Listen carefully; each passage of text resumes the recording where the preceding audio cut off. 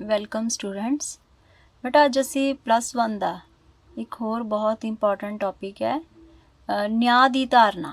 ਨਿਆਂ, concept of justice. ਅਸੀਂ ਬੱਚੇ ਉਹਦੀ ਰਿਵੀਜ਼ਨ ਕਰਨੀ ਹੈ। ਨਿਆਂ ਕੀ ਹੈ, ਜਸਟਿਸ ਕੀ ਹੈ।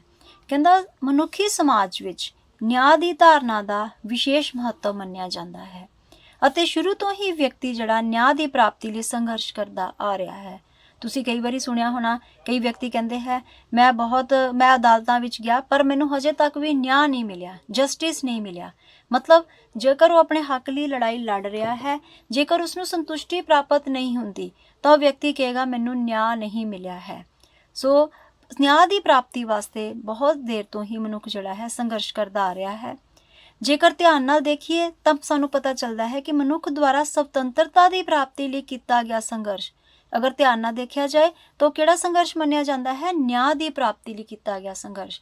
ਮਤਲਬ ਉਹੀ ਗੱਲ ਹੋ ਗਈ ਨਾ, ਜਿਹੜਾ ਆਪਣਾ ਹੱਕ ਪ੍ਰਾਪਤ ਕਰਨਾ ਚਾਹੁੰਦੇ ਹਨ। ਜਦੋਂ ਸਾਡਾ ਦੇਸ਼ ਜਿਹੜਾ ਸੀ ਗੁਲਾਮ ਸੀ, ਅਸੀਂ ਉਸ ਨੂੰ ਆਜ਼ਾਦ ਕਰਾਉਣਾ ਚਾਹੁੰਦੇ ਸੀ। ਅਸੀਂ ਅੰਗਰੇਜ਼ਾਂ ਤੋਂ ਜਿਹੜਾ ਸੀਗਾ ਬਾਹਰ ਨਿਕਲਣਾ ਚਾਹੁੰਦੇ ਸੀ, ਉਹਨਾਂ ਦੀ ਗੁਲਾਮੀ ਤੋਂ। ਅਸੀਂ ਜਿਹੜਾ ਸੰਘਰਸ਼ ਕੀਤਾ ਅਸੀਂ ਆਪਣੀ ਨਿਆਂ ਦੀ ਪ੍ਰਾਪਤੀ ਲਈ, ਤੇ ਉਹਨੂੰ ਅਸੀਂ ਨਾਮ ਦੇ ਦਿੰਦੇ ਹਾਂ ਸੁਤੰਤਰਤਾ ਦੀ ਪ੍ਰਾਪਤੀ ਲਈ ਸੰਘਰਸ਼ ਜਾਂ ਨਿਆਂ ਦੀ ਪ੍ਰਾਪਤੀ ਲਈ। ਤਾਂ ਇੱਕੋ ਹੀ ਗੱਲ ਹੋਏਗੀ। ਜਦੋਂ ਵੀ ਵਿਅਕਤੀ ਕੋਈ ਉਚਿਤ ਮੰਗ ਕਰਦਾ ਹੈ ਤਾਂ ਉਹ ਅਸਲ ਵਿੱਚ ਨਿਆਂ ਦੀ ਮੰਗ ਹੁੰਦੀ ਹੈ। ਉਚਿਤ ਸ਼ਬਦ ਬੇਟਾ ਦੇਖੋ ਯਾਦ ਰੱਖਣਾ ਹੈ। ਅਸੀਂ ਕੋਈ ਮੰਗ ਕਰਦੇ ਹਾਂ, ਸਾਡੀ ਮੰਗ ਜਿਹੜੀ ਬੇਟਾ ਨਾਜਾਇਜ਼ ਵੀ ਹੋ ਸਕਦੀ ਹੈ, ਉਸਨੂੰ ਨਿਆਂ ਨਹੀਂ ਕਿਹਾ ਜਾ ਸਕਦਾ। ਜਿਹੜੀ ਸਾਡੀ ਕੋਈ ਵੀ ਮੰਗ ਉਚਿਤ ਹੋਏਗੀ ਉਹ ਅਸਲ ਵਿੱਚ ਨਿਆਂ ਦੀ ਮੰਗ ਹੀ ਮੰਨੀ ਜਾਂਦੀ ਹੈ। ਉਚਿਤ ਮੰਗ ਉਹ ਹੁੰਦੀ ਹੈ ਜਿਹੜੀ ਸਮਾਜ ਵਿੱਚ ਪ੍ਰਚਲਿਤ ਕਦਰਾਂ ਕੀਮਤਾਂ ਦੇ ਆਧਾਰ ਤੇ ਹੋਵੇ। ਜਿਹੜੀ ਚੀਜ਼ ਦੀ ਅਸੀਂ ਮੰਗ ਕਰੀਏ ਉਹ ਮੋਰਲ ਵੈਲਿਊਜ਼ 'ਤੇ ਆਧਾਰਿਤ ਹੋਵੇ, ਪਰ ਸਮਾਜ ਵਿੱਚ ਪ੍ਰਚਲਿਤ ਧਾਰਨਾਵਾਂ 'ਤੇ ਆਧਾਰਿਤ ਹੋਵੇ। ਵਿਅਕਤੀ ਦੁਆਰਾ ਅਨੇਕ ਮੰਗਾਂ ਮੰਗੀਆਂ ਜਾਂਦੀਆਂ ਹਨ, ਪਰ ਜ਼ਰੂਰੀ ਨਹੀਂ ਉਸ ਦੀਆਂ ਸਾਰੀਆਂ ਮੰਗਾਂ ਹੀ ਉਚਿਤ ਹੋਵੇ। ਜਿਵੇਂ ਦੇਖੋ ਇੱਥੇ ਐਗਜ਼ਾਮਪਲ ਦਿੱਤੀ ਹੋਈ ਹੈ ਬੱਚੇ, ਇੱਕ ਸ਼ਰਾਬੀ ਜਿਹੜਾ ਹੈ ਉਹ ਸ਼ਰਾਬ ਪੀਣ ਦੀ ਮੰਗ ਕਰਦਾ ਹੈ, ਜਾਂ ਇੱਕ ਵਿਦਿਆਰਥੀ ਪੇਪਰ ਦੇਣ ਗਿਆ ਹੈ, ਉਹ ਪੇਪਰ 'ਚ ਇਮਤਿਹਾਨ 'ਚ ਬੈਠਾ ਉਹ ਨਕਲ ਮਾਰਨ ਦੀ ਮੰਗ ਕਰੇਗਾ। ਹੁਣ ਤੁਸੀਂ ਦੱਸੋ ਕੀ ਉਹਦੀ ਦੋਨੀਆਂ ਜਿਹੜੀ ਮੰਗਾਂ ਉਚਿਤ ਮੰਨੀਆਂ ਜਾਣਗੀਆਂ? ਇੱਕ ਸ਼ਰਾਬੀ ਨੂੰ ਜਿਹੜਾ ਸ਼ਰਾਬ ਦੀ ਡਿਮਾਂਡ ਕਰੇਗਾ ਉਹਦੀ ਲੋੜ ਹੈ, ਪਰ ਸ਼ਰਾਬ ਪੀਣਾ ਨੈਤਿਕ ਕਦਰਾਂ ਕੀਮਤਾਂ ਦੇ ਅਨੁਸਾਰ ਨਹੀਂ ਹੈ। ਇਮਤਿਹਾਨ ਜਾ ਕੇ ਅਸੀਂ ਕਹੀਏ ਸਾਨੂੰ ਨਕਲ ਮਾਰਨ ਦੀ ਇਜਾਜ਼ਤ ਦਿੱਤੀ ਜਾਏ, ਪਰ ਉਹ ਜਿਹੜੀ ਹੈ ਕਦਰਾਂ ਕੀਮਤਾਂ ਦੇ ਆਧਾਰ 'ਤੇ ਨਹੀਂ ਹੈ ਸਮਾਜ ਦੀਆਂ। ਇਸ ਕਰਕੇ ਜਿਹੜੀਆਂ ਉਹਨਾਂ ਦੀਆਂ ਮੰਗਾਂ ਉਚਿਤ ਨਹੀਂ ਮੰਨੀਆਂ ਜਾਂਦੀਆਂ ਹਨ, ਕਿਉਂਕਿ ਇਹ ਸਮਾਜ ਦੀਆਂ ਕਦਰਾਂ ਕੀਮਤਾਂ ਨਾਲ ਮੇਲ ਨਹੀਂ ਖਾਂਦੀਆਂ ਹਨ। ਇਸ ਲਈ ਉਹਨਾਂ ਦੀ ਇਹ ਮੰਗਾਂ ਸਵੀਕਾਰ ਕਦੀ ਨਹੀਂ ਕੀਤੀਆਂ ਜਾਂਦੀਆਂ। ਨਿਆਂ ਦੀ ਧਾਰਨਾ ਸਮੇਂ ਦੇ ਬਦਲਦੀਆਂ ਹੋਈਆਂ ਸਥਿਤੀਆਂ ਦੇ ਅਨੁਸਾਰ ਬਦਲਦੀ ਰਹਿੰਦੀ ਹੈ। ਹੁਣ ਜ਼ਰੂਰੀ ਨਹੀਂ ਵੀ ਇੱਕ ਵਾਰੀ ਜਿਹੜੀ ਉਹ ਨਿਆਂ ਦੀ ਧਾਰਨਾ ਹਮੇਸ਼ਾ ਉਹੀ ਚੱਲਦੀ ਰਹੇਗੀ। ਜਿਸ ਤਰ੍ਹਾਂ ਸਮਾਂ ਬਦਲਦਾ ਹੈ, ਸਥਿਤੀ ਬਦਲਦੀ ਹੈ, ਤੇ ਨਿਆਂ ਦੀ ਧਾਰਨਾ ਵੀ ਬਦਲਦੀ ਰਹਿੰਦੀ ਹੈ। ਅਗਲਾ ਸਾਡਾ ਬੇਟਾ ਟੌਪਿਕ ਆ ਗਿਆ ਹੈ ਨਿਆਂ ਸ਼ਬਦ ਦੀ ਉਤਪਤੀ। origin of the word justice। ਕਿੱਦਾਂ ਹੋਈ ਨਿਆਂ ਸ਼ਬਦ ਦੀ ਉਤਪਤੀ? ਹਰ ਇੱਕ ਸ਼ਬਦ ਕਿਤੋਂ ਨਾ ਕਿਤੋਂ ਤਾਂ ਚੱਲਿਆ ਹੀ ਹੈ। ਸੋ ਨਿਆਂ ਸ਼ਬਦ ਅੰਗਰੇਜ਼ੀ ਭਾਸ਼ਾ ਦੇ ਸ਼ਬਦ ਜਸਟਿਸ ਦਾ ਪੰਜਾਬੀ ਰੂਪਾਂਤਰ ਹੈ। ਜਸਟਿਸ ਨੂੰ ਪੰਜਾਬੀ ਵਿੱਚ ਅਸੀਂ ਨਿਆਂ ਕਹਿੰਦੇ ਹਾਂ, ਜਿਸ ਦਾ ਜਨਮ ਜਿਹੜਾ ਹੈ, ਜਸਟਿਸ ਸ਼ਬਦ ਦਾ ਜਨਮ ਲਾਤੀਨੀ ਭਾਸ਼ਾ ਦੇ ਸ਼ਬਦ ਜਸ ਤੋਂ ਹੋਇਆ, JUS, ਜਸ ਤੋਂ ਹੋਇਆ ਹੈ, ਜਿਸ ਦਾ ਅਰਥ ਕੀ ਹੈ? ਬੰਧਨ, ਬੰਧਨਾਂ ਵਿੱਚ ਬੰਧਿਆ ਹੋਇਆ। ਇਸ ਦਾ ਅਰਥ ਹੈ ਕਿ ਨਿਆਂ ਇੱਕ ਅਜਿਹੀ ਭਾਵਨਾ ਹੈ ਜਿਸ ਵਿੱਚ ਵਿਅਕਤੀ ਆਪਸੀ ਸੰਬੰਧਾਂ ਵਿੱਚ ਬੰਨਿਆ ਹੋਇਆ ਹੈ। ਨਿਆਂ ਦੇ ਅਰਥਾਂ ਦੇ ਸੰਬੰਧ ਵਿੱਚ ਸਾਰੇ ਵਿਦਵਾਨਾਂ ਦੇ ਵਿਚਾਰ ਜਿਹੜੇ ਹਨ ਉਹ ਇੱਕ ਮਤ ਨਹੀਂ ਹਨ, ਉਹਨਾਂ 'ਚ ਸਹਿਮਤੀ ਨਹੀਂ ਹੈ, ਕਿਉਂਕਿ ਜੋ ਅੱਜ ਉਚਿਤ ਹੈ ਕੱਲ੍ਹ ਉਹ ਸ਼ਾਇਦ ਉਚਿਤ ਨਾ ਹੋਵੇ। ਅੱਜ ਇੱਕ ਵਿਅਕਤੀ ਉਹਨੂੰ ਨਿਆਂ ਕਹਿ ਰਿਹਾ ਹੈ, ਆਉਣ ਵਾਲੇ ਸਮੇਂ ਲਈ ਹੋ ਸਕਦਾ ਉਹਦੀ ਮੰਗ ਨਿਆਂ ਦੇ ਆਧਾਰਿਤ ਨਾ ਹੋਵੇ। ਸੋ ਸਮਾਜ ਦੀਆਂ ਕਦਰਾਂ ਕੀਮਤਾਂ ਬਦਲਦੀਆਂ ਰਹਿੰਦੀਆਂ ਹਨ, ਜਿਸ ਕਰਕੇ ਨਿਆਂ ਦੀ ਧਾਰਨਾ ਵੀ ਸਮੇਂ ਦੇ ਅਨੁਸਾਰ ਬਦਲਦੀ ਰਹਿੰਦੀ ਹੈ। ਸੋ ਕਲੀਅਰ ਹੋ ਗਿਆ ਤੁਹਾਨੂੰ ਕਿ ਨਿਆਂ ਸ਼ਬਦ ਕਿਹੜੇ ਸ਼ਬਦ ਤੋਂ ਬਣਿਆ ਹੈ? ਜਸਟਿਸ ਸ਼ਬਦ ਇੰਗਲਿਸ਼ ਵਿੱਚ ਕਹਿੰਦੇ ਹਨ, ਤੇ ਜਸਟਿਸ ਸ਼ਬਦ ਲਾਤੀਨੀ ਭਾਸ਼ਾ ਦੇ ਬਹੁਤ ਸਾਰੇ ਸਾਡੇ ਸ਼ਬਦ ਜ਼ਿਆਦਾਤਰ ਜਿਹੜੇ ਹੈ ਉਹ ਲਾਤੀਨੀ ਭਾਸ਼ਾ ਦੇ ਸ਼ਬਦਾਂ ਤੋਂ ਹੀ ਲਿੱਤੇ ਜਾਂਦੇ ਹਨ। ਸੋ ਇਹ ਵੀ ਲਾਤੀਨੀ ਭਾਸ਼ਾ ਦੇ ਸ਼ਬਦ ਜਸ ਤੋਂ ਲਿੱਤਾ ਗਿਆ ਹੈ। ਅੱਗੇ ਬੱਚੇ ਅਸੀਂ ਆ ਜਾਂਦੇ ਹਾਂ ਨਿਆਂ ਦੀਆਂ ਪਰਿਭਾਸ਼ਾਵਾਂ। ਨਿਆਂ ਦੇ ਅਰਥਾਂ ਨੂੰ ਸਪਸ਼ਟ ਕਰਦੇ ਹੋਏ ਵੱਖ-ਵੱਖ ਵਿਦਵਾਨਾਂ ਨੇ ਵੱਖਰੀਆਂ ਪਰਿਭਾਸ਼ਾਵਾਂ ਦਿੱਤੀਆਂ। ਤੁਸੀਂ ਹਰ ਲੈਸਨ ਦੀਆਂ ਬੱਚੇ 2 ਪਰਿਭਾਸ਼ਾਵਾਂ ਵੀ ਚੰਗੀ ਤਰ੍ਹਾਂ ਨਾਲ ਯਾਦ ਕਰ ਲਓ, ਤੁਸੀਂ ਉਹ ਕੁਐਸਚਨ 'ਚ ਲਿਖ ਸਕਦੇ ਹੋ। ਸੋ ਪਹਿਲੀ ਪਰਿਭਾਸ਼ਾ ਬੇਟਾ ਇੱਥੇ ਦਿੱਤੀ ਗਈ ਹੈ ਸਾਲਮੰਡ ਦੀ। ਸਾਲਮੰਡ ਦੇ ਅਨੁਸਾਰ ਕੀ ਹੈ? ਕਹਿੰਦਾ ਸਾਲਮੰਡ ਦੇ ਅਨੁਸਾਰ ਨਿਆਂ ਦਾ ਅਰਥ ਹਰੇਕ ਵਿਅਕਤੀ ਨੂੰ ਹਿੱਸਾ ਪ੍ਰਦਾਨ ਕਰਨਾ ਹੈ। ਹਰੇਕ ਵਿਅਕਤੀ ਨੂੰ ਜਿਹੜਾ ਉਹਦਾ ਹਿੱਸਾ ਉਹਨੂੰ ਮਿਲਣਾ ਚਾਹੀਦਾ ਹੈ ਉਸਨੂੰ ਨਿਆਂ ਕਿਹਾ ਜਾਂਦਾ ਹੈ। According to Salmond, justice means to provide everybody his share। So English ਵਿੱਚ ਵੀ ਬੇਟਾ ਡੈਫੀਨੇਸ਼ਨ ਯਾਦ ਕਰ ਸਕਦੇ ਹੋ ਕਿ ਹਰ ਵਿਅਕਤੀ ਨੂੰ ਆਪਣਾ ਹਿੱਸਾ ਮਿਲਣਾ ਚਾਹੀਦਾ, ਉਸਨੂੰ ਨਿਆਂ ਕਿਹਾ ਜਾਂਦਾ ਹੈ। दूसरी परिभाषा बेटा इत्थे दित्ती हुई है आरसी टक्कर दी। आरसी टक्कर ने की किया होया है, दो विरोधी धिरां ਜਾਂ सिद्धांतां विच उचित संतुलन कायम करना न्याय ਦਾ ਸਾਰਾਂਸ਼ ਹੈ।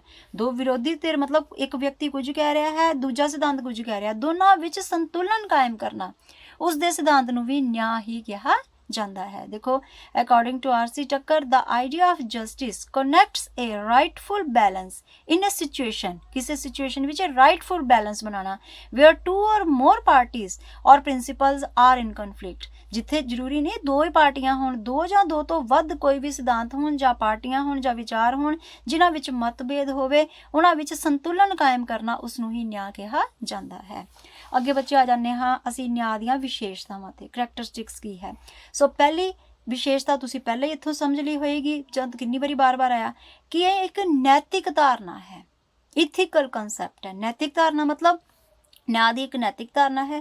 ਇਹ ਧਾਰਨਾ ਵਾਸਤਵ ਵਿੱਚ ਉਚਿਤਤਾ ਤੇ ਤਰਕਸ਼ੀਲਤਾ ਤੇ ਆਧਾਰਿਤ ਹੈ। ਮਤਲਬ ਜਿਹੜੀ ਚੀਜ਼ ਉਚਿਤ ਹੈ, ਜਿਹੜੀ ਤਰਕਸ਼ੀਲ ਹੋਏਗੀ, ਉਹੀ ਨਿਆਂ ਦੀ ਧਾਰਨਾ ਮੰਨੀ ਜਾਏਗੀ। ਜਿਹੜਾ ਵੀ ਕੰਮ ਨੈਤਿਕ ਕਦਰਾਂ ਕੀਮਤਾਂ ਤੇ ਆਧਾਰਿਤ ਹੁੰਦਾ ਹੈ ਉਸ ਨੂੰ ਹੀ ਨਿਆਂਪੂਰਨ ਮੰਨਿਆ ਜਾਂਦਾ ਹੈ, ਤੇ ਜਿਹੜਾ ਕੰਮ ਸਧਾਰਨ ਕਦਰਾਂ ਕੀਮਤਾਂ ਤੇ ਆਧਾਰਿਤ ਨਹੀਂ ਹੈ ਜਾਂ ਉਹ ਸਥਾਪਿਤ ਕਦਰਾਂ ਕੀਮਤਾਂ ਤੇ ਆਧਾਰਿਤ ਨਹੀਂ ਹੈ ਨੈਤਿਕ, ਉਸ ਨੂੰ ਕਦੀ ਵੀ ਨਿਆਂਪੂਰਨ ਨਹੀਂ ਮੰਨਿਆ ਜਾਂਦਾ ਹੈ। ਦੂਸਰੀ ਇਹਦੀ ਵਿਸ਼ੇਸ਼ਤਾ ਹੈ ਮਨੁੱਖੀ ਕਲਿਆਣ। ਮਨੁੱਖੀ ਕਲਿਆਣ ਨਿਆਂ ਦੀ ਬਹੁਤ ਹੀ ਮਹੱਤਵਪੂਰਨ ਵਿਸ਼ੇਸ਼ਤਾ ਮੰਨੀ ਜਾਂਦੀ ਹੈ, ਕਿਉਂਕਿ ਨਿਆਂ ਦਾ ਉਦੇਸ਼ ਜਿਹੜਾ ਹੈ ਉਹ ਸਾਰੇ ਸਮਾਜ ਦੀ ਭਲਾਈ ਕਰਨਾ ਹੁੰਦਾ ਹੈ। ਇਸ ਲਈ ਜਿਹੜੀ ਵਿਵਸਥਾ ਆਮ ਮਨੁੱਖੀ ਭਲਾਈ ਤੇ ਆਧਾਰਿਤ ਹੋਏਗੀ ਉਸ ਨੂੰ ਹੀ ਨਿਆਇਕ ਵਿਵਸਥਾ ਮੰਨਿਆ ਜਾਂਦਾ ਹੈ, ਔਰ ਜਿਹੜੀ ਵਿਵਸਥਾ ਮਨੁੱਖੀ ਕਲਿਆਣ ਦੇ ਵਿਰੁੱਧ ਹੋਏਗੀ ਉਹ ਕਦੇ ਵੀ ਨਿਆਂਪੂਰਨ ਨਹੀਂ ਮੰਨੀ ਜਾਂਦੀ ਹੈ।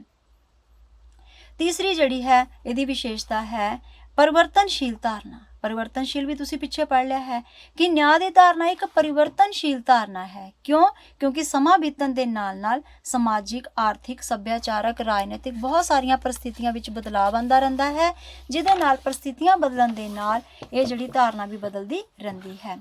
ਸੱਭਿਅਤਾ ਦੇ ਵਿਕਾਸ ਦੇ ਨਾਲ ਵਿਅਕਤੀਆਂ ਦੇ ਵਿਚਾਰਾਂ ਵਿੱਚ ਪਰਿਵਰਤਨ ਆਉਂਦਾ ਹੈ। ਸਥਿਤੀਆਂ ਕਿੱਦਾਂ ਬਦਲਦੀਆਂ ਹਨ? ਜਿਵੇਂ ਜਿਵੇਂ ਸੱਭਿਅਤਾ ਬਦਲੇਗੀ ਤਾਂ ਵਿਅਕਤੀ ਦੇ ਵਿਚਾਰ ਵੀ ਬਦਲਣਗੇ। ਅਜਿਹਾ ਪਰਿਵਰਤਨ ਜਿਹੜਾ ਵਿਚਾਰਾਂ 'ਚ ਆਉਂਦਾ ਹੈ ਉਹ ਨਿਆਂ ਦੀ ਧਾਰਨਾ ਨੂੰ ਪਰਿਵਰਤਨਸ਼ੀਲ ਬਣਾਉਂਦਾ ਹੈ। ਉਦਾਹਰਣ ਵਜੋਂ ਦੇਖੋ ਐਗਜ਼ਾਮਪਲ ਦਿੱਤੀ ਹੈ, ਪੁਰਾਣੇ ਸਮੇਂ ਵਿੱਚ ਛੂਤ ਛਾਤ, ਦਹੇਜ ਪ੍ਰਥਾ, ਸਤੀ ਪ੍ਰਥਾ ਇਹ ਭਾਰਤੀ ਸਮਾਜ ਦੀਆਂ ਵਿਸ਼ੇਸ਼ਤਾਵਾਂ ਹੁੰਦੀਆਂ ਸੀ। ਉਸ ਟਾਈਮ ਤੇ ਸਮਾਜ ਵਿੱਚ ਪ੍ਰਚਲਿਤ ਸੀ, ਕਿਉਂਕਿ ਉਸ ਟਾਈਮ ਤੇ ਸਮਾਜ ਦੀ ਕਦਰਾਂ ਕੀਮਤਾਂ ਨਾਲ ਮੇਲ ਖਾਂਦੀਆਂ ਸੀ। ਉਸ ਟਾਈਮ ਤੇ ਇਹਨਾਂ ਨੂੰ ਲਾਗੂ ਕੀਤਾ ਗਿਆ ਸੀ ਉਸ ਦੇ ਆਧਾਰ ਤੇ। ਪਰ ਅੱਜ ਜੇਕਰ ਦੇਖਿਆ ਜਾਏ ਇਹ ਵਿਵਸਥਾ ਕੀ ਬਣ ਗਈਆਂ ਹਨ? ਇਹ ਕਾਨੂੰਨੀ ਅਪਰਾਧ ਬਣ ਗਈਆਂ ਹਨ, ਕਿਉਂਕਿ ਜੇਕਰ ਹੁਣ ਇਹਨੂੰ ਕੋਈ ਅਮਲ ਵਿੱਚ ਲਿਆਂਦਾ ਹੈ ਤਾਂ ਉਸ ਨੂੰ ਜਿਹੜਾ ਹੈ ਸਜ਼ਾ ਦਿੱਤੀ ਜਾਂਦੀ ਹੈ, ਉਹ ਦੰਡ ਦਾ ਭਾਗੀਦਾਰ ਬਣਦਾ ਹੈ। ਚੌਥੀ ਬੱਚੇ ਨਿਆਂ ਦੀ ਵਿਸ਼ੇਸ਼ਤਾ ਹੈ ਕਰਤੱਵਾਂ ਦੀ ਪੂਰਤੀ, ਫੁਲਫਿਲਮੈਂਟ ਆਫ ਡਿਊਟੀਜ਼। ਨਿਆਂ ਦੀ ਧਾਰਨਾ ਜਿਹੜੀ ਹੈ ਕਰਤੱਵਾਂ ਦੀ ਪੂਰਤੀ ਦਾ ਇੱਕ ਮਹੱਤਵਪੂਰਨ ਧਾਰਨਾ ਹੈ। ਹਰੇਕ ਵਿਅਕਤੀ ਨੂੰ ਆਪਣੇ ਜੀਵਨ ਵਿੱਚ ਬਹੁਤ ਸਾਰੀਆਂ ਭੂਮਿਕਾਵਾਂ ਨਿਭਾਉਣੀਆਂ ਪੈਂਦੀਆਂ ਹਨ। ਉਸਦੀ ਹਰੇਕ ਭਾਵਨਾ ਉਸਦੇ ਨਾਲ ਕਰਤੱਵ ਜੁੜੇ ਹੁੰਦੇ ਹਨ। ਹਰ ਭਾਵਨਾ ਦੇ ਜਿਹੜੇ ਹਨ ਕਰਤੱਵ ਜੁੜੇ ਹੋਏ ਹਨ। ਜੇਕਰ ਕੋਈ ਵਿਅਕਤੀ ਆਪਣੇ ਕਰਤੱਵਾਂ ਦੀ ਪਾਲਣਾ ਨਹੀਂ ਕਰਦਾ ਹੈ, ਜੇਕਰ ਸਾਡੇ ਕਰਤੱਵ ਅਗਰ ਉਸ ਦੀ ਪਾਲਣਾ ਨਹੀਂ ਕਰਦੇ ਹਾਂ ਤਾਂ ਉਹਦੀ ਆਪਣੀ ਸੰਬੰਧਿਤ ਭੂਮਿਕਾ ਨੂੰ ਨਹੀਂ ਨਿਭਾ ਰਿਹਾ, ਦਾ ਮਤਲਬ ਇਹ ਹੈ ਤਾਂ ਅਜਿਹੀ ਸਥਿਤੀ ਵਿੱਚ ਕੀ ਹੋਏਗਾ? ਨਿਆਂ ਦੀ ਹੋਂਦ ਸੰਭਵ ਕਦੀ ਨਹੀਂ ਹੋਏਗੀ। ਹਰ ਵਿਅਕਤੀ ਆਪਣੀ ਭੂਮਿਕਾ ਨੂੰ ਨਿਭਾਵੇ, ਆਪਣੇ ਕਰਤੱਵਾਂ ਦੀ ਪਾਲਣਾ ਕਰੇ ਤਾਂ ਸਮਝੋ ਸਮਾਜ ਵਿੱਚ ਨਿਆਂ ਦੀ ਧਾਰਨਾ ਸਥਾਪਿਤ ਹੋ ਰਹੀ ਹੈ। ਨਿਆਂ ਦੀ ਪ੍ਰਾਪਤੀ ਤਾਂ ਹੀ ਹੋ ਸਕਦੀ ਹੈ ਜੇਕਰ ਵਿਅਕਤੀ ਆਪਣੇ ਕਰਤੱਵਾਂ ਦੀ ਜਿਹੜੀ ਹੈ ਪੂਰਤੀ ਕਰਦਾ ਰਹੇ। ਅਗਲੀ ਵਿਸ਼ੇਸ਼ਤਾ ਹੈ ਨਿਆਂ ਦੀ ਹੋਂਦ ਸਮਾਜ ਵਿੱਚ ਹੀ ਸੰਭਵ ਹੈ। ਨਿਆਂ ਦੀ ਧਾਰਨਾ ਜਿਹੜੀ ਹੈ ਉਹ ਵਿਅਕਤੀਆਂ ਦੀ ਜਿਹੜੀ ਹੈ ਉਚਿਤ ਮੰਗਾਂ ਹੀ ਨਿਆਂ ਹੁੰਦੀਆਂ ਹਨ, ਤੇ ਉਚਿਤ ਮੰਗਾਂ ਜਿਹੜੀਆਂ ਹਨ ਉਹ ਮਨੁੱਖੀ ਸਮਾਜ ਵਿੱਚ ਹੀ ਜਿਹੜੀਆਂ ਹਨ ਪੂਰੀਆਂ ਕੀਤੀਆਂ ਜਾ ਸਕਦੀਆਂ। ਸਮਾਜ ਤੋਂ ਬਾਹਰ ਕਿਸੇ ਤਰ੍ਹਾਂ ਦੀ ਵੀ ਨਿਆਂ ਦੀ ਕਦੀ ਵੀ ਕਲਪਨਾ ਨਹੀਂ ਕੀਤੀ ਜਾ ਸਕਦੀ। ਇਸੇ ਕਰਕੇ ਨਿਆਂ ਦੀ ਹੋਂਦ ਕਿਹਦੇ ਵਿੱਚ ਸੰਭਵ ਹੈ? ਸਮਾਜ ਵਿੱਚ ਹੀ। Justice is possible only in society. ਛੇਵੀਂ ਧਾਰਨਾ ਹੈ ਬਹੁਪੱਖੀ ਧਾਰਨਾ, ਮਲਟੀ ਡਾਇਮੈਂਸ਼ਨਲ ਕਨਸੈਪਟ।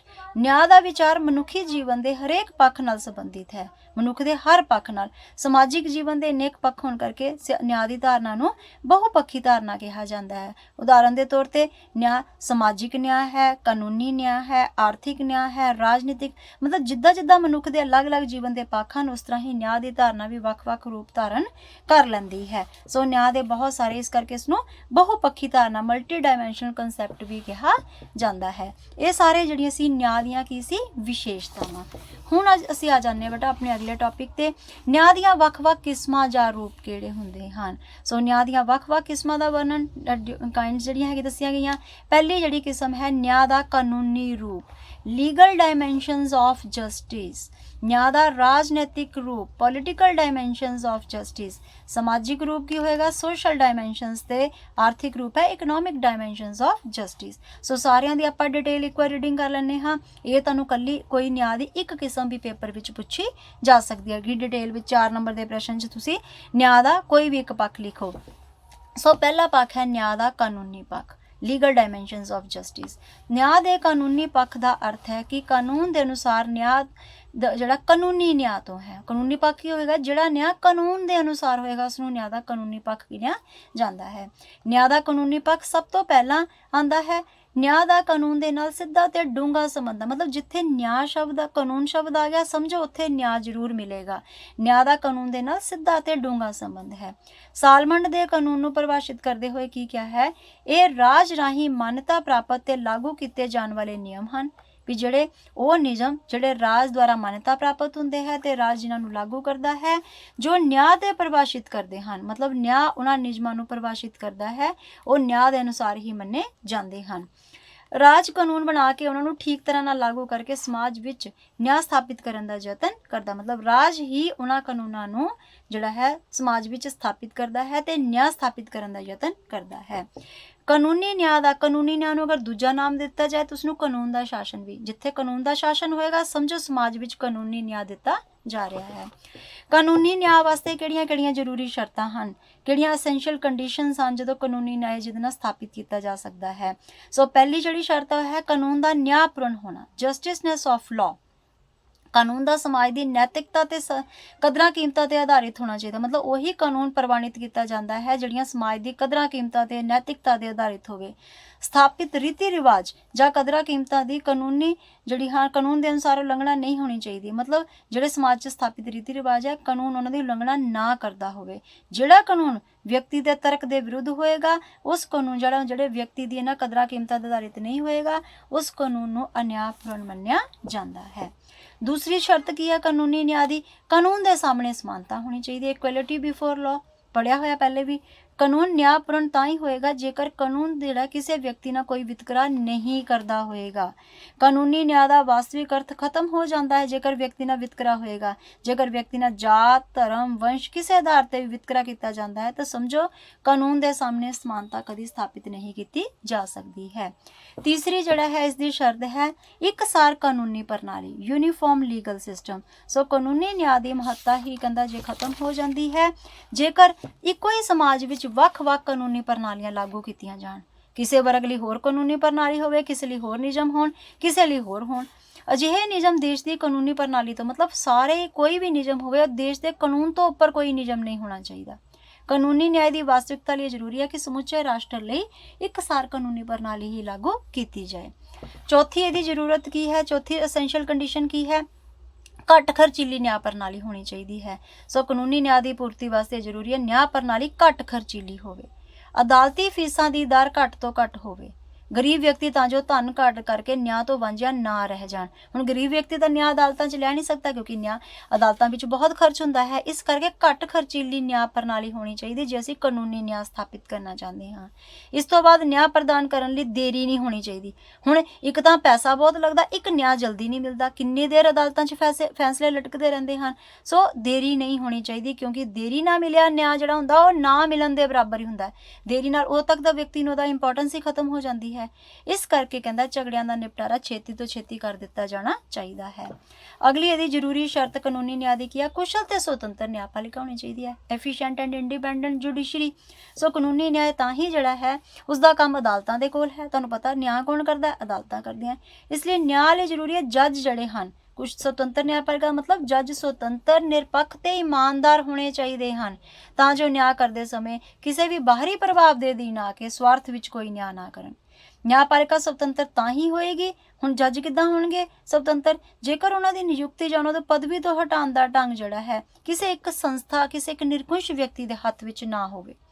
ਉਹਨਾਂ ਨੂੰ ਜਿਹੜਾ ਹੈ ਉਹਨਾਂ ਵਾਸਤੇ ਨਿਯੁਕਤੀ ਵਾਸਤੇ ਕਾਨੂੰਨੀ ਯੋਗਤਾਵਾਂ ਨਿਸ਼ਚਿਤ ਹੋਣੀਆਂ ਚਾਹੀਦੀਆਂ, ਉਹਨਾਂ ਨੂੰ ਤਨਖਾਹ ਚੰਗੀ ਦਿੱਤੀ ਜਾਣੀ ਚਾਹੀਦੀ ਤਾਂ ਜੋ ਲਾਲਚ ਵਿੱਚ ਆ ਕੇ ਕੋਈ ਵੀ ਕਿਸੇ ਤਰ੍ਹਾਂ ਦਾ ਵੀ ਗਲਤ ਨਿਆਂ ਨਾ ਕਰ ਸਕਣ।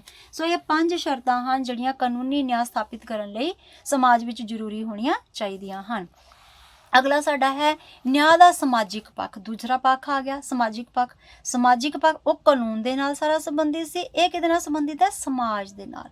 ਸਮਾਜਿਕ ਨਿਆਂ ਜਿਹੜਾ ਕਿਸੇ ਦੇਸ਼ ਵਿੱਚ ਰਹਿ ਰਹੇ ਵਿਅਕਤੀਆਂ ਨਾਲ ਕਿਸੇ ਤਰ੍ਹਾਂ ਦਾ ਵੀ ਕੋਈ ਭੇਦਭਾਵ ਨਾ ਕਰਦਾ ਹੋਵੇ। ਭੇਦਭਾਵ ਤੁਹਾਨੂੰ ਪਤਾ ਹੀ ਹੈ, ਰੰਗ, ਜਾਤੀ, ਨਸਲ, ਲਿੰਗ, ਧਰਮ, ਕਿਸੇ ਵੀ ਆਧਾਰ ਤੇ ਜਿਹੜਾ ਭੇਦਭਾਵ ਨਾ ਕਰਦਾ ਹੋਵੇ। ਕਿਸੇ ਵੀ ਵਿਸ਼ੇਸ਼ ਵਰਗ ਨੂੰ ਕੋਈ ਵਿਸ਼ੇਸ਼ ਅਧਿਕਾਰ ਪ੍ਰਾਪਤ ਨਾ ਹੋਣ।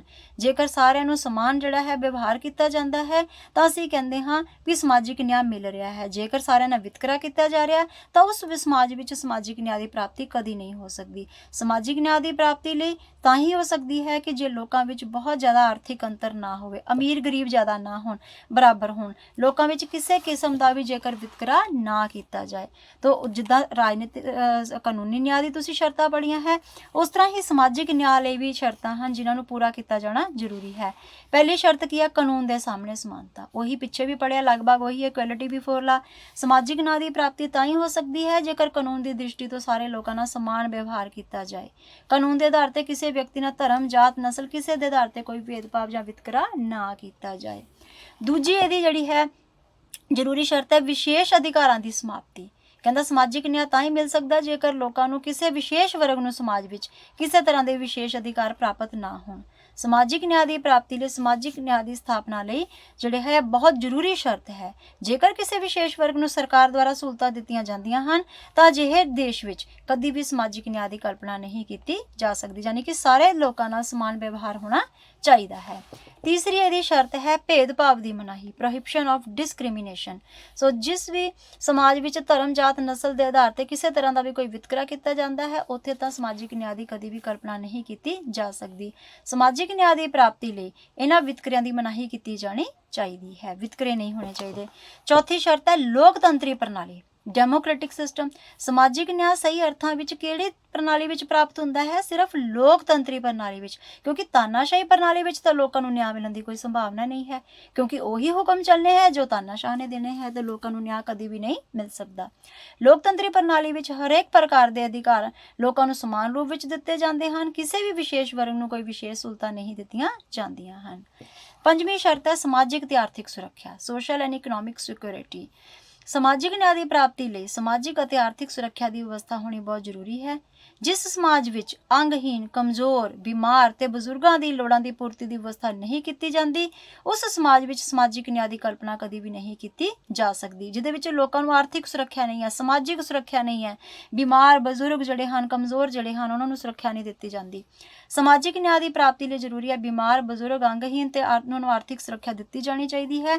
ਉਹਨਾਂ ਨੂੰ ਇਹ ਜ਼ਿੰਮੇਵਾਰੀ ਸਰਕਾਰ ਦੀ ਜ਼ਰੂਰੀ ਕਰਤੱਵਾਂ ਵਿੱਚ, ਮਤਲਬ ਉਹ ਸਰਕਾਰ ਹੀ ਸਹੀ ਮੰਨੀ ਜਾਣੀ ਚਾਹੀਦੀ ਹੈ, ਰਿਸਪੌਂਸੀਬਲ, ਜਿਹੜੀ ਆਪਣੇ ਕਰਤੱਵਾਂ ਦੀ ਪੂਰੀ ਪਾਲਣਾ ਕਰਦੀ ਹੋਵੇ। ਸੋ ਇਹ ਸਾਡੀ ਜਿਹੜੀਆਂ ਸੀਗੀਆਂ ਇਹ ਕਿਹੜੀਆਂ ਸੀ? ਨਿਆਂ ਦੀਆਂ ਸਮਾਜਿਕ ਜਿਹੜੇ ਹਨ ਸ਼ਰਤਾਂ ਜਿਹੜੀਆਂ ਸੀ। ਹੁਣ ਤੀਜੀ ਕਿਸਮ ਨਿਆਂ ਦੀ ਅਸੀਂ ਪੜ੍ਹਨੀ ਹੈ, ਉਹ ਹੈ ਨਿਆਂ ਦਾ ਆਰਥਿਕ ਤੱਤ। ਆਰਥਿਕ ਤੱਤ ਮਤਲਬ ਇਕਨੋਮਿਕ ਡਾਇਮੈਂਸ਼ਨਸ ਆਫ ਜਸਟਿਸ। ਮਨੁੱਖੀ ਜੀਵਨ ਵਿੱਚ ਸਭ ਤੋਂ ਜ਼ਿਆਦਾ ਮਹੱਤਵਪੂਰਨ ਭੂਮਿਕਾ ਆਰਥਿਕ ਤੱਤ ਦੀ ਮੰਨੀ ਜਾਂਦੀ ਹੈ। ਆਰਥਿਕ ਤੱਤ ਮਤਲਬ ਜਿਹੜਾ ਪੈਸੇ ਨਾਲ ਸੰਬੰਧਿਤ ਹੈ। ਸੋ ਆਰਥਿਕ ਤੱਤ ਜਿਹੜੇ ਹਨ ਵਾਸਤਵ ਵਿੱਚ ਮਨੁੱਖੀ ਜੀਵਨ ਦੇ ਸਾਰੇ ਪੱਖਾਂ ਦਾ ਆਧਾਰ ਹੈ। ਪੈਸਾ ਹੀ ਸਾਰੇ ਚੀਜ਼ ਦਾ ਆਧਾਰ ਹੁੰਦਾ, ਆਰਥਿਕ ਤੱਤ ਹੀ ਸਾਰੇ ਦਾ ਆਧਾਰ ਹੈ। ਸੋ ਆਰਥਿਕ ਨਿਆਂ ਤੋਂ ਭਾਵ ਹੈ ਹਰ ਵਿਅਕਤੀ ਨੂੰ ਧਨ ਕਮਾਉਣ ਤੇ ਜੀਵਨ ਦੇ ਲਈ ਉਸਦਾ ਪ੍ਰਯੋਗ ਕਰਨ ਦੇ ਸਮਾਨ ਮੌਕੇ ਪ੍ਰਾਪਤ ਹੋਣੇ ਚਾਹੀਦੇ ਹਨ। ਆਰਥਿਕ ਨਿਆਂ ਵਿੱਚ ਹਰੇਕ ਵਿਅਕਤੀ ਨੂੰ ਆਪਣੀ ਰੋਜ਼ੀ ਰੋਟੀ ਕਮਾਉਣ ਲਈ ਸਮਾਨ ਅਵਸਰ ਮਿਲਣੇ ਚਾਹੀਦੇ ਹਨ। ਹਰ ਵਿਅਕਤੀ ਨੂੰ ਕੰਮ ਦੇ ਬਦਲੇ ਵਿੱਚ ਉਚਿਤ ਵੇਤਨ ਜ਼ਰੂਰ ਮਿਲਣਾ ਚਾਹੀਦਾ ਹੈ।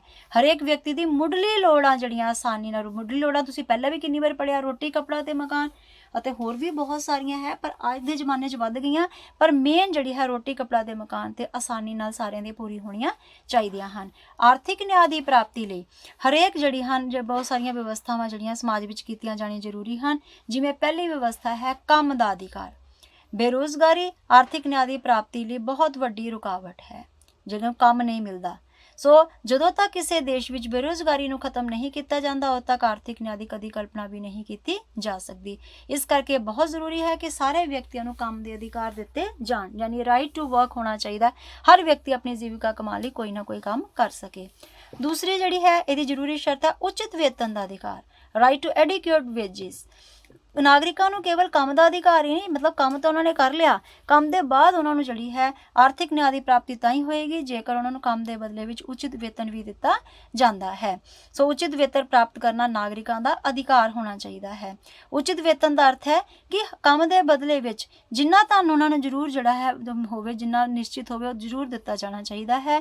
ਇਸ ਦੇ ਨਾਲ ਉਹ ਆਰਥਿਕ ਚਿੰਤਾਵਾਂ ਤੋਂ ਮੁਕਤ ਹੋ ਕੇ ਆਪਣੇ ਪਰਿਵਾਰ ਦਾ ਚੰਗੀ ਤਰ੍ਹਾਂ ਨਾਲ ਗੁਜ਼ਾਰਾ ਚਲਾ ਸਕਣ। ਤੀਜੀ ਸ਼ਰਤ ਕਿਹੜੀ ਹੈ ਆਰਥਿਕ ਨਿਆਂ ਦੇ ਲਈ? ਸਮਾਜ ਦੇ ਵਿਸ਼ੇਸ਼ ਵਰਗਾਂ ਪ੍ਰਤੀ ਵਿਸ਼ੇਸ਼ ਧਿਆਨ, ਸਪੈਸ਼ਲ ਅਟੈਂਸ਼ਨ ਟੂਵਰਡਸ ਦਾ ਵੀਕਰ ਸੈਕਸ਼ਨ। ਵੀਕਰ ਮਤਲਬ ਜਿਹੜੇ ਕਿਸੇ ਵੀ ਤਰ੍ਹਾਂ ਦੇ ਕਮਜ਼ੋਰ ਵਰਗ ਹਨ। ਸੋ ਸਮਾਜ ਦਾ ਕਾਫੀ ਵੱਡਾ ਭਾਗ ਆਰਥਿਕ ਪੱਖ ਤੋਂ ਕਮਜ਼ੋਰ ਹੁੰਦਾ ਹੈ। ਆਰਥਿਕ ਨਿਆਂ ਦੀ ਪ੍ਰਾਪਤੀ ਲਈ ਸਮਾਜ ਦੇ ਕਮਜ਼ੋਰ ਵਰਗਾਂ ਪ੍ਰਤੀ ਵੀ ਵਿਸ਼ੇਸ਼ ਧਿਆਨ ਦਿੱਤਾ ਜਾਣਾ ਚਾਹੀਦਾ ਹੈ। ਔਰ ਕਿੱਦਾਂ ਵਿਸ਼ੇਸ਼ ਧਿਆਨ ਦਿੱਤਾ ਜਾਏਗਾ? ਇਸ ਮੰਤਵ ਲਈ ਸਰਕਾਰ ਨੂੰ ਅਜਿਹੀਆਂ ਯੋਜਨਾਵਾਂ ਜਿਹੜੀਆਂ ਹਨ ਉਹ ਬਣਾਉਣ ਦੀ ਲੋੜ ਹੈ ਜਿਸ ਦੁਆਰਾ ਕਮਜ਼ੋਰ ਵਰਗਾਂ ਦਾ ਬਹੁਪੱਖੀ ਵਿਕਾਸ ਕੀਤਾ ਜਾ ਸਕੇ। ਚੌਥੀ ਸ਼ਰਤ ਹੈ ਆਰਥਿਕ ਅਸਮਾਨਤਾਵਾਂ ਨੂੰ ਘੱਟ ਕਰਨਾ, ਰਿਡਕਸ਼ਨ ਆਫ ਇਕਨੋਮਿਕ ਇਨਇਕੁਐਲਿਟੀਜ਼। ਸੋ ਆਰਥਿਕ ਅਸਮਾਨਤਾਵਾਂ ਨੂੰ ਬਿਲਕੁਲ ਖਤਮ ਕੀਤਾ ਜਾਣਾ ਚਾਹੀਦਾ ਹੈ। ਇਹਨਾਂ ਦੀ ਹੋਂਦ ਜਿਹੜੀ ਹੈ ਅਟਲ ਹੈ। ਵੈਸੇ ਤਾਂ ਅਸਮਾਨਤਾਵਾਂ ਕਿੱਦਾਂ ਅਸੀਂ ਗਰੀਬ ਅਮੀਰ ਸਮਾਜ ਚੋਂ ਖਤਮ ਕਰ ਸਕਦੇ ਹਾਂ? ਸੋ ਆਰਥਿਕ ਅਸਮਾਨਤਾਵਾਂ ਦਾ ਅਰਥ ਹੈ ਇਹਨਾਂ ਅਸਮਾਨਤਾਵਾਂ ਨੂੰ ਘੱਟ ਕਰ ਦਿੱਤਾ ਜਾਏ। ਖਤਮ ਤਾਂ ਨਹੀਂ ਕੀਤੀਆਂ ਜਾ ਸਕਦੀਆਂ ਪਰ ਇਸ ਨੂੰ ਘੱਟ ਤੋਂ ਘੱਟ ਕੀਤਾ ਜਾਣਾ ਚਾਹੀਦਾ ਹੈ। ਇਹਨਾਂ ਅਸਮਾਨਤਾਵਾਂ ਨੂੰ ਘੱਟ ਤੋਂ ਘੱਟ ਪੱਧਰ ਜਿਹੜਾ ਹੈ ਲਿਆਇਆ ਜਾਣਾ ਚਾਹੀਦਾ ਹੈ, ਤਾਂ ਹੀ ਆਰਥਿਕ ਨਿਆਂ ਜਿਹੜਾ ਹੈ ਮਿਲ ਸਕਦਾ ਹੈ। ਲਾਸਕੀ ਦੇ ਅਨੁਸਾਰ ਤੁਸੀਂ ਪੜ੍ਹਿਆ, ਜਦੋਂ ਤੱਕ ਸਾਰਿਆਂ ਨੂੰ ਰਹਿਣ ਲਈ ਮਕਾਨ ਉਪਲਬਧ ਨਹੀਂ ਹੁੰਦਾ ਉਦੋਂ ਤੱਕ ਕੋਈ ਵੀ ਵਿਅਕਤੀ 20 ਕਮਰੇ ਵਾਲੇ ਮਕਾਨ ਵਿੱਚ ਰਹਿਣ ਦਾ ਹੱਕਦਾਰ ਨਹੀਂ ਹੈ। ਅਸੀਂ ਇਹਦੀ ਇੱਕ ਡੈਫੀਨੇਸ਼ਨ ਲਾਸਕੀ ਦੇ ਪਿੱਛੇ ਪੜ੍ਹੇ ਸੀ ਕਿ ਮੈਨੂੰ ਉਦੋਂ ਤੱਕ ਕੇਕ ਖਾਣ ਦਾ ਅਧਿਕਾਰ ਨਹੀਂ ਹੈ ਜਦੋਂ ਤੱਕ ਮੇਰੇ ਗੁਆਂਢੀ ਨੂੰ ਖਾਣ ਲਈ ਰੋਟੀ ਨਹੀਂ ਮਿਲਦੀ। ਤਾਂ ਇਹ ਸਮਾਨਤਾ ਦੇ ਸਿਧਾਂਤ ਨੂੰ ਲਾਸਕੀ ਜਿਹੜਾ ਹੈ ਬਹੁਤ ਜ਼ਿਆਦਾ ਪ੍ਰਮੋਟ ਕਰਦੇ ਹਨ ਕਿ ਉਦੋਂ ਤੱਕ ਮਕਾਨ 'ਚ ਰਹਿਣ ਦੀ ਜਿਹੜੀ ਹੈ ਜਦੋਂ ਤੱਕ ਮੈਨੂੰ ਨਹੀਂ ਮਿਲਦਾ ਉਦੋਂ ਤੱਕ ਕੋਈ ਵੀ ਵਿਅਕਤੀ ਉਹਨੂੰ 20 ਕਮਰੇ, ਮਤਲਬ ਜੇ ਕੋਈ ਬਹੁਤ ਵੱਡਾ ਘਰ ਲੈ ਕੇ ਬੈਠਾ ਹੋਇਆ, ਕੀ ਫਾਇਦਾ ਹੋਇਆ ਜਦੋਂ ਬਾਕੀ ਕਮਰੇ ਖਾਲੀ ਪਏ ਹੋਏ ਆ ਤੇ ਕਿਸੇ ਹੋਰ ਵਿਅਕਤੀ ਨੂੰ ਰਹਿਣ ਵਾਸਤੇ ਕੋਈ ਮਕਾਨ ਹੀ ਨਾ ਹੋਵੇ। ਸੋ ਲਾਸਕੀ ਇਸ ਗੱਲ ਨੂੰ ਕਹਿੰਦਾ ਕਿ ਸਮਾਨਤਾ ਹੋਣੀ ਚਾਹੀਦੀ ਹੈ, ਤਾਂ ਹੀ ਆਰਥਿਕ ਅਸਮਾਨਤਾਵਾਂ ਨੂੰ ਘੱਟ ਕਰਕੇ ਹੀ ਨਿਆਂ ਜਿਹੜਾ ਹੈ ਉਹ ਆਰਥਿਕ ਨਿਆਂ ਦਿੱਤਾ ਜਾ ਸਕਦਾ ਹੈ। ਪੰਜਵੀਂ ਜਿਹੜੀ ਹੈ ਉਹ ਸ਼ਰਤ ਹੈ ਆਰਥਿਕ ਸ਼ੋਸ਼ਣ ਦਾ ਅੰਤ, ਐਂਡ ਆਫ ਇਕਨੋਮਿਕ ਐਕਸਪਲੋਇਟੇਸ਼ਨ। ਪੂੰਜੀਪਤੀਆਂ ਦੁਆਰਾ ਗਰੀਬ ਮਜ਼ਦੂਰਾਂ, ਬੱਚਿਆਂ, ਇਸਤਰੀਆਂ ਦਾ ਬਹੁਤ ਜ਼ਿਆਦਾ ਸ਼ੋਸ਼ਣ ਕੀਤਾ ਜਾਂਦਾ ਹੈ। ਉਸ ਸ਼ੋਸ਼ਣ ਨੂੰ ਖਤਮ ਕਰਕੇ ਹੀ ਉਚਿਤ ਵਿਵਸਥਾਵਾਂ ਕੀਤੀਆਂ ਜਾਣੀਆਂ ਚਾਹੀਦੀਆਂ ਹਨ। ਇਸ ਉਦੇਸ਼ ਦੀ ਪੂਰਤੀ ਲਈ ਯੋਗ ਕਾਨੂੰਨ ਬਣਾਏ ਜਾਣੇ ਚਾਹੀਦੇ ਹਨ। ਇੱਦਾਂ ਦੇ ਸਰਕਾਰ ਕਾਨੂੰਨ ਬਣਾਵੇ ਕਿ ਆਰਥਿਕ ਸ਼ੋਸ਼ਣ ਕਰ ਹੀ ਨਾ ਸਕਣ ਅਮੀਰ ਗਰੀਬਾਂ ਦਾ, ਤੇ ਕਾਨੂੰਨਾਂ ਨੂੰ ਠੀਕ ਤਰ੍ਹਾਂ ਨਾਲ ਲਾਗੂ ਵੀ ਕੀਤਾ ਜਾਣਾ ਚਾਹੀਦਾ ਹੈ। ਸੋ ਇਹ ਸਾਰੀਆਂ ਜਿਹੜੀਆਂ ਸਥਿਤੀਆਂ ਸੀ, ਇਹ ਸਾਰੀਆਂ ਜਿਹੜੀਆਂ ਆਰਥਿਕ ਨਿਆਂ ਨੂੰ ਸਥਾਪਿਤ ਕਰਨ ਦੀਆਂ ਸਾਰੀਆਂ ਵਿਵਸਥਾਵਾਂ ਸੀ। ਹੁਣ ਸਾਡਾ ਜਿਹੜਾ ਹੈ ਪੱਖ, ਚੌਥਾ ਪੱਖ ਕਿਹੜਾ ਰਹਿ ਗਿਆ ਹੈ? ਨਿਆਂ ਦਾ ਰਾਜਨੀਤਿਕ ਪੱਖ, ਪੋਲੀਟੀਕਲ ਡਾਇਮੈਂਸ਼ਨਸ ਆਫ ਜਸਟਿਸ। ਸੋ ਰਾਜਨੀਤਿਕ ਨਿਆਂ ਦਾ ਮੂਲ ਭਾਵ ਹੈ ਹਰੇਕ ਵਿਅਕਤੀ ਨੂੰ ਬਿਨਾਂ ਕਿਸੇ ਭੇਦਭਾਵ ਤੋਂ ਰਾਜਨੀਤਿਕ ਅਧਿਕਾਰ ਮਿਲਣੇ। ਮਤਲਬ ਜਿਹੜਾ ਪੱਖ ਹੈ ਉਹਦੇ ਨਾਲ ਹੀ, ਹੁਣ ਰਾਜਨੀਤਿਕ ਪੱਖ ਹੈ ਤੇ ਰਾਜਨੀਤੀ ਨਾਲ ਹੀ ਸੰਬੰਧਿਤ ਹੈ। ਰਾਜਨੀਤਿਕ ਅਧਿਕਾਰ ਸਾਰਿਆਂ ਨੂੰ ਮਿਲਣੇ ਚਾਹੀਦੇ ਹਨ ਬਿਨਾਂ ਭੇਦਭਾਵ ਤੋਂ। ਰਾਜਨੀਤਿਕ ਖੇਤਰ ਵਿੱਚ ਧਰਮ, ਜਾਤੀ, ਲਿੰਗ ਕਿਸੇ ਆਧਾਰ ਤੇ ਕੋਈ ਭੇਦਭਾਵ ਨਹੀਂ ਹੋਣਾ ਚਾਹੀਦਾ। ਹਰੇਕ ਵਿਅਕਤੀ ਨੂੰ ਜਨਤਕ ਪਦਵੀਆਂ ਪ੍ਰਾਪਤ ਕਰਨ ਵਿੱਚ ਸਮਾਨ ਅਵਸਰ ਮਿਲਣੇ ਚਾਹੀਦੇ ਹਨ। ਰਾਜਨੀਤਿਕ ਨਿਆਂ ਇਸ ਗੱਲ ਦੀ ਮੰਗ ਕਰਦਾ ਹੈ ਕਿ ਰਾਜਨੀਤਿਕ ਖੇਤਰ ਵਿੱਚ ਕਿਸੇ ਵੀ ਵਿਅਕਤੀ ਨੂੰ ਕਿਸੇ ਆਧਾਰ ਤੇ ਕੋਈ ਵਿਸ਼ੇਸ਼ ਸਹੂਲੀਅਤ ਜਿਹੜੀ ਹੈ ਨਾ ਦਿੱਤੀ ਜਾਵੇ ਤੇ ਨਾ ਹੀ ਕਿਸੇ ਆਧਾਰ ਤੇ ਰਾਜਨੀਤਿਕ ਨਿਆਂ ਤੋਂ ਕਿਸੇ ਨੂੰ ਵੰਚਿਤ ਕੀਤਾ ਜਾ ਸਕੇ। ਸੋ ਹੁਣ ਰਾਜਨੀਤਿਕ ਨਿਆਂ ਵਾਸਤੇ ਕਿਹੜੀਆਂ ਵਿਵਸਥਾਵਾਂ ਹੋਣੀਆਂ ਚਾਹੀਦੀਆਂ ਸਮਾਜ ਵਿੱਚ? ਸਭ ਤੋਂ ਪਹਿਲੀ ਵਿਵਸਥਾ ਅਸੀਂ ਪਹਿਲਾਂ ਵੀ ਪੜ੍ਹ ਚੁੱਕੇ ਹਾਂ, ਚਾਹੇ ਸਮਾਜਿਕ ਨਿਆਂ ਹੋਵੇ, ਚਾਹੇ ਆਰਥਿਕ ਨਿਆਂ ਹੋਵੇ, ਚਾਹੇ ਰਾਜਨੀਤਿਕ ਹੋਵੇ, ਤਿੰਨਾਂ ਵਾਸਤੇ ਲੋਕਤੰਤਰੀ ਪ੍ਰਣਾਲੀ ਹੋਣੀ ਬਹੁਤ ਜ਼ਰੂਰੀ ਹੈ। ਕਿਉਂਕਿ ਨਿਆਂ ਜਿੱਥੇ ਸ਼ਬਦ ਲੱਗ ਗਿਆ, ਲੋਕਤੰਤਰ ਹੋਏਗਾ ਤੇ ਨਿਆਂ ਮਿਲੇਗਾ। ਜੇ ਲੋਕਤੰਤਰ ਪ੍ਰਣਾਲੀ ਨਹੀਂ ਹੈ ਤਾਂ ਨਿਆਂ ਕਦੀ ਨਹੀਂ ਮਿਲ ਸਕਦਾ। ਸੋ ਲੋਕਤੰਤਰੀ ਪ੍ਰਣਾਲੀ ਮਤਲਬ ਡੈਮੋਕ੍ਰੈਟਿਕ ਸਿਸਟਮ। ਰਾਜਨੀਤਿਕ ਨਿਆਂ ਦੀ ਸਥਾਪਨਾ ਲਈ ਲੋਕਤੰਤਰੀ ਪ੍ਰਣਾਲੀ ਹੋਣੀ ਜ਼ਰੂਰੀ ਹੈ, ਕਿਉਂਕਿ ਲੋਕਤੰਤਰੀ ਪ੍ਰਣਾਲੀ ਵਿੱਚ ਹੀ ਨਾਗਰਿਕਾਂ ਨੂੰ ਰਾਜਨੀਤਿਕ ਅਧਿਕਾਰ ਉਹਨਾਂ ਦੇ ਸੁਰੱਖਿਅਤ ਮੰਨੇ ਜਾਂਦੇ ਹਨ। ਦੂਸਰੀਆਂ ਪ੍ਰਣਾਲੀਆਂ ਜਿਵੇਂ ਤੁਸੀਂ ਦੇਖ ਰਹੇ ਹੋ, ਰਾਜਤੰਤਰ, ਮੋਨਾਰਕੀ ਹੋ ਗਈ, ਕੁਲੀਨ ਤੰਤਰ, ਅਰਿਸਟੋਕ੍ਰੇਸੀ ਤੇ ਤਾਨਾਸ਼ਾਹੀ ਡਿਕਟੇਟਰਸ਼ਿਪ, ਇਹਨਾਂ ਨਾਲ ਰਾਜਨੀਤਿਕ ਨਿਆਂ ਦੀ ਧਾਰਨਾ ਦਾ ਕੋਈ ਵੀ ਸੰਬੰਧ ਨਹੀਂ ਹੈ। ਮਤਲਬ ਇਹ ਜਿਹੜੀਆਂ ਸ਼ਾਸਨ ਪ੍ਰਣਾਲੀਆਂ ਪੜ੍ਹੀਆਂ ਇਹਨਾਂ ਵਿੱਚ ਕਦੀ ਵੀ ਰਾਜਨੀਤਿਕ ਨਿਆਂ ਨਹੀਂ ਮਿਲ ਸਕਦਾ, ਸਿਰਫ ਲੋਕਤੰਤਰੀ ਪ੍ਰਣਾਲੀ ਵਿੱਚ। ਇਸ ਕਰਕੇ ਲੋਕਤੰਤਰੀ ਪ੍ਰਣਾਲੀ ਸਥਾਪਿਤ ਹੋਣੀ ਚਾਹੀਦੀ ਹੈ। ਦੂਸਰਾ ਰਾਜਨੀਤਿਕ ਨਿਆਂ ਦੀ ਸ਼ਰਤ ਕੀ ਹੈ? ਰਾਜਨੀਤਿਕ ਅਧਿਕਾਰਾਂ ਦੀ ਵਿਵਸਥਾ। ਰਾਜਨੀਤਿਕ ਨਿਆਂ ਦੀ ਪ੍ਰਾਪਤੀ ਲਈ ਹੇਠ ਲਿਖੇ ਰਾਜਨੀਤਿਕ ਅਧਿਕਾਰ ਤੁਸੀਂ ਪਿੱਛੇ ਪੜ੍ਹ ਚੁੱਕੇ ਹੋ ਦੂਜੇ ਤੀਜੇ ਲੈਸਨ ਵਿੱਚ ਕਿ ਰਾਜਨੀਤਿਕ ਅਧਿਕਾਰ ਕਿਹੜੇ ਹੁੰਦੇ ਹਨ। ਜਿਵੇਂ ਸਭ ਤੋਂ ਪਹਿਲਾ ਅਧਿਕਾਰ ਵੋਟ ਦੇਣ ਦਾ ਅਧਿਕਾਰ, ਰਾਈਟ ਟੂ ਵੋਟ। ਚੋਣ ਲੜਨ ਦਾ ਅਧਿਕਾਰ, ਰਾਈਟ ਟੂ ਕੰਟੈਸਟ ਇਲੈਕਸ਼ਨ। ਸਾਰਵਜਨਿਕ ਪਦਵੀਆਂ ਪ੍ਰਾਪਤ ਕਰਨ ਦਾ ਅਧਿਕਾਰ, right to hold public offices. Number 4 ਹੈ ਰਾਜਨੀਤਿਕ ਦਲ ਬਣਾਉਣ ਦਾ ਅਧਿਕਾਰ, right to form political parties. Number 5 ਸਰਕਾਰ ਦੀ ਆਲੋਚਨਾ ਕਰਨ ਦਾ ਅਧਿਕਾਰ, right to criticise the government. Number 6 ਵਿਨੈ ਪੱਤਰ ਦੇਣ ਦਾ ਅਧਿਕਾਰ, ਰਾਈਟ ਟੂ ਪੈਟੀਸ਼ਨ। ਇਹ 6 ਦੇ 6 ਤੁਹਾਨੂੰ ਨਾਗਰਿਕਾਂ ਦੇ ਅਧਿਕਾਰ ਤੇ ਕਰਤੱਵ ਵਾਲੇ ਪਾਠ ਵਿੱਚ ਵੀ ਆਇਆ ਸੀ ਕਿ ਰਾਜਨੀਤਿਕ ਅਧਿਕਾਰ ਕਿਹੜੇ ਕਿਹੜੇ ਹੁੰਦੇ ਹਨ। ਸੋ ਇਹ 6 ਰਾਜਨੀਤਿਕ ਅਧਿਕਾਰ ਹਨ। ਰਾਜਨੀਤਿਕ ਨਿਆਂ ਦੀ ਪ੍ਰਾਪਤੀ ਲਈ 6 ਅਧਿਕਾਰ ਜਿਹੜੇ ਹਨ ਨਾਗਰਿਕਾਂ ਨੂੰ ਜ਼ਰੂਰ ਦਿੱਤੇ ਜਾਣੇ ਚਾਹੀਦੇ ਹਨ ਔਰ ਹਰੇਕ ਨਾਗਰਿਕ ਨੂੰ ਬਿਨਾਂ ਕਿਸੇ ਭੇਦਭਾਵ ਦੇ ਅਧਿਕਾਰ ਸਮਾਨ ਰੂਪ ਵਿੱਚ ਮਿਲਣੇ ਚਾਹੀਦੇ ਹਨ। ਅਗਲਾ ਰਾਜਨੀਤਿਕ ਨਿਆਂ ਕਿਵੇਂ ਸਥਾਪਿਤ ਹੋ ਸਕਦਾ ਹੈ? ਨਿਯਤਕਾਲੀਨ ਚੋਣਾਂ ਕੀ ਹੈ? ਪੀਰੀਓਡਿਕਲ ਇਲੈਕਸ਼ਨ। ਸੋ ਰਾਜਨੀਤਿਕ ਨਿਆਂ ਦੀ ਪ੍ਰਾਪਤੀ ਲਈ ਨਿਯਤਕਾਲੀਨ ਚੋਣਾਂ ਦੀ ਵਿਵਸਥਾ ਹੋਣੀ ਚਾਹੀਦੀ ਹੈ।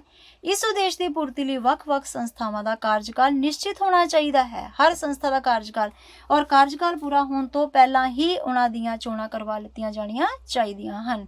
ਜੇਕਰ ਕਾਫੀ ਲੰਬੇ ਸਮੇਂ ਤੋਂ ਚੋਣਾਂ ਨਹੀਂ ਕਰਵਾਈਆਂ ਜਾਣਗੀਆਂ ਤਾਂ ਕੀ ਹੋਏਗਾ? ਕਦੀ ਵੀ ਰਾਜਨੀਤਿਕ ਨਿਆਂ ਦੀ ਪ੍ਰਾਪਤੀ ਦੀ ਸੰਭਾਵਨਾ ਨਹੀਂ ਹੋ ਸਕਦੀ। ਚੋਣਾਂ ਦੁਆਰਾ ਹੀ ਲੋਕਾਂ ਦੁਆਰਾ ਆਪਣੀ ਰਾਏ ਨੂੰ ਪ੍ਰਗਟ ਕਰਕੇ ਜਿਹੜੀ ਹਨ ਰਾਜਨੀਤਿਕ ਨਿਆਂ ਨੂੰ ਸਥਾਪਿਤ ਕਰ ਸਕਦੇ ਹਨ। ਜੇ ਚੋਣਾਂ ਹੀ ਨਹੀਂ ਹੋਣਗੀਆਂ ਤਾਂ ਲੋਕ ਆਪਣੀ ਰਾਏ ਨਹੀਂ ਦੇ ਸਕਦੇ। ਰਾਏ ਨਹੀਂ ਦਿੱਤਾ ਤਾਂ ਉਹਨਾਂ ਨੂੰ ਕਦੀ ਵੀ ਰਾਜਨੀਤਿਕ ਨਿਆਂ ਨਹੀਂ ਮਿਲੇਗਾ।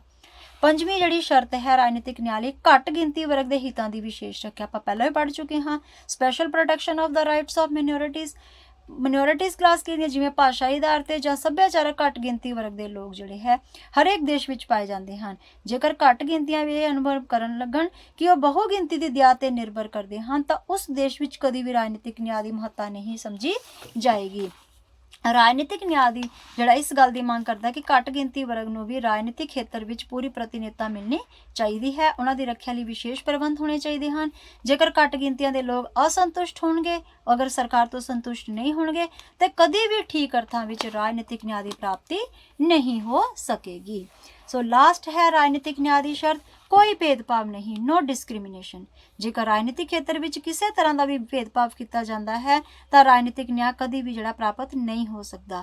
ਰਾਜਨੀਤਿਕ ਨਿਆਂ ਦੀ ਪ੍ਰਾਪਤੀ ਲਈ ਨਾਗਰਿਕਾਂ ਨਾਲ ਉਹਨਾਂ ਦਾ ਜਾਤ, ਧਰਮ, ਰੰਗ, ਨਸਲ ਕਿਸੇ ਆਧਾਰ ਤੇ ਵਿਤਕਰਾ ਨਹੀਂ ਕੀਤਾ ਜਾਣਾ ਚਾਹੀਦਾ। ਸੋ ਦੂਜੇ ਸ਼ਬਦਾਂ 'ਚ ਅਸੀਂ ਕਹੀਏ ਕਿ ਰਾਜ ਵਿੱਚ ਰਹਿਣ ਵਾਲੇ ਹਰ ਵਿਅਕਤੀ ਨਾਲ ਸਮਾਨ ਵਿਵਹਾਰ ਕੀਤਾ ਜਾਣਾ ਚਾਹੀਦਾ ਹੈ।